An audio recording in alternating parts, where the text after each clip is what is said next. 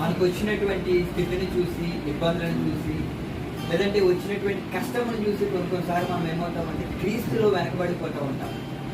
వచ్చిన కష్టమును బట్టి కానీ, జరుగుతున్నటువంటి పరిణామమును బట్టి కానీ, అయ్యో నాకే జరిగింది, నా కుటుంబంలోనే జరిగింది ఏంటి, నాకే ఎందుకు జరిగింది అని కొన్నిసార్లు మనం కృంగిపోతూ నలిగిపోతూ ఉంటాం. కానీ బైబిల్లో యోబు అనేటటువంటి ఒక గొప్ప ప్రవక్త ఉన్నాడు.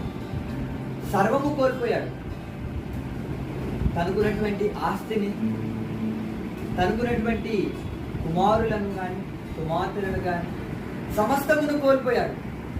ఆఖరికి తన యొక్క శరీరమును సైతము అతను కోల్పోయి, తన భార్య వచ్చి తనని వెలివేసిన హిసడుని మొదలు నా దేవుడే ఇచ్చాడు, తనే తిరిగి తీసుకున్నాడు. Amen. This is what the hope we have. ఆయన ఇచ్చాడు, ఆయన తిరిగి తీసుకున్నాడు.